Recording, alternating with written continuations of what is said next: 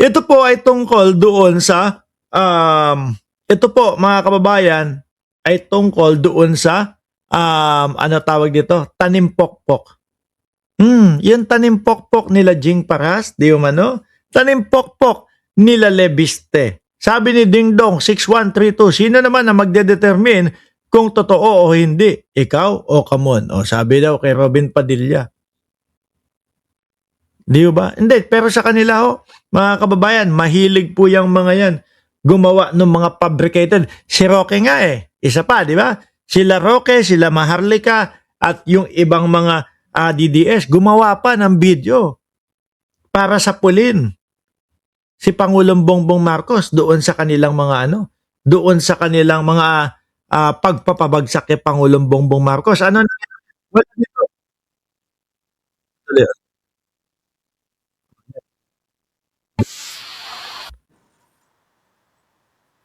Dalas.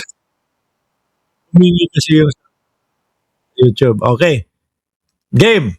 Ito na po yung kila Jing Paras, mga kababayan. NBI Director Melvin Matibag details the alleged involvement of former Congressman Zaldico's counsel, Attorney Roy Rondain.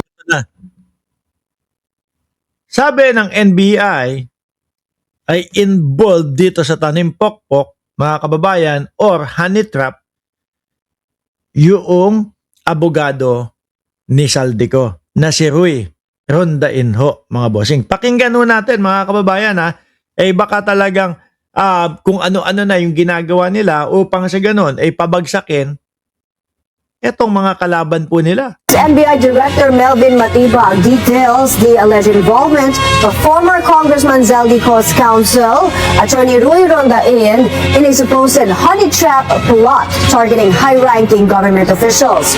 On BNC's On Point, Matibag said Rondain was among 4 lawyers who worked on the affidavits of women who were alleged. Ang hindi ko maintindihan sa kanila, kagaguhan yung gagawin, honey trap, yung mambibiktima, sisirain ang kredibilidad ni E.S. Recto. Bakit may mga abogado pa ho? Bakit may mga abogado? Para saan kaya? Yung mga abogado, eto, sabihin mo sa amin kung tama ba, kung makakasuhan ba kami dito sa mga gagawin namin. Ganun po ba? Yun? 4 pang abogado, di ba Ma'am Chris Rose? Sabi ni PMA, nagko-connect the dot na. Allegedly used to file trumped-up cases against Executive Secretary Ralph Recto. According to Matibag, they obtained CCTV footage showing Rondain meeting with his law firm partner and 2 associates. Meanwhile, the May ebidensya, may CCTV. Mukhang mayayari ito mga ito.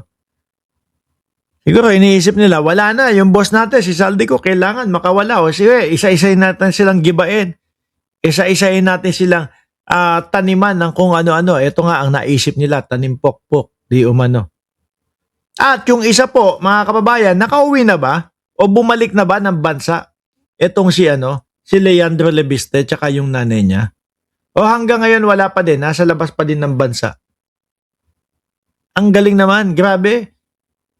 No? Biruin nyo ho mga kababayan. Nung may patawag na po ang NBI para ipaliwanag itong mga tanim pokpok nila, bigla naman pong labasan ng bansa, biglang alisan ng bansa ho. Sabi ni Lito the Great, yari kayo kay Matibag. Talaga naman no? Biglang may pagpapagamot, sabi ni PMA, wala pa si Loren sa Senate. Yung anak, madami na din kinasasangkutan yan Madami na din ho yatang utang sa mamamayang Pilipino, yung anak. Biruin mo mga kababayan, yung solar. Diyan, tingin ko, nag-umpisa lahat yan Naghahanap ng mapapagtaguan ng ang solar family, sabi ni Shiro Kansaki. Pero ang naniniwala ako, diyan na sila nagkandaletse-letse. Diyan sa solar nila na iyan. Bakit to mga bossing? Biruin mo, 1 milyon nga lang daw ang puhunan. Ang pangako sa gobyerno ni Duterte sa mamamayang Pilipino, i-solar ang buong bayan. 1 milyon. Mga bossing, ang 1 milyon po na puhunan, isang bahay lang po ang mapupunta, ang malalagyan nun ng solar. 1,000,000 tas ang pangako mo ay buong Pilipinas malalagyan ng solar. Oh. At ano po ang nangyari? Ano po ang na-produce nila? Wala. 2% lang daw po nung ipinangako ang na-produce nung solar ni Lebiste. Kaya ang nangyari ho, mga boss chief mo sir, hinahabol siya ngayon. 24 billion ang pinapabayaran sa kanila para mapagtakpan at para hindi mapunta sa kanya at magmukhang hero siya, nakisali siya doon sa issue ni doon sa Cabral Files na wala naman pong napatunayan. 'Di ba?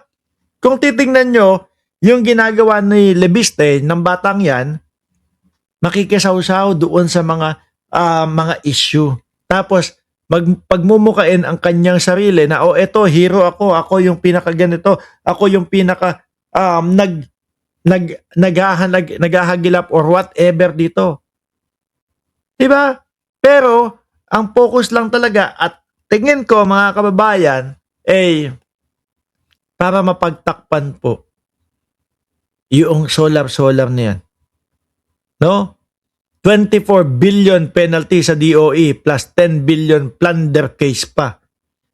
Ewan ko, tingin ko hindi na makakalabas yan. Kapag natuloy iyan, mga kababayan. Ang laking pera niyan.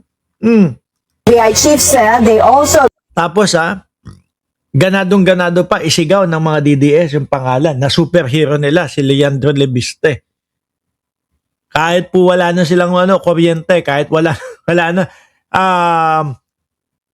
ayun, binabahain na Lebiste. Pero kung sino ang nagsasalita, kung sino ang naglalabas ng katotohanan, siya yung mga ikinukulong. Pero hindi nila pinapakialaman. Kumbaga, double standard nga yung mga DDS, no? Hindi nila pinapakialaman yun pong mga problema. Di ba? Tuloy. obtained footage of former Congressman Jing Paras meeting with arrested talent manager known only as Alias Ken, several women and lawyers from Rondain's firm. Galing sa Rondain Firms. Ano kaya ang magiging palusot nila dito? Ano kaya ang magiging sagot nila dito? Pero mga kababayan ang sinasabi po ng mga lawyer nila, ang sinasabi ng mga tagapagtanggol ni Rondain, mga bossing, ay nabaliktad daw po sila. Nabaliktad daw kaso may CCTV Baka ilabas siya ng NBI, magkaalaman talaga kung ano talaga yung nangyayari, 'di ba? Alam na nga ni Ron, kaso hindi hinarang sa airport. Na meron ng may kaso hindi hinarang sa airport. Sige, wala pa naman yatang hold departure order kaila doon sa mag-ina no?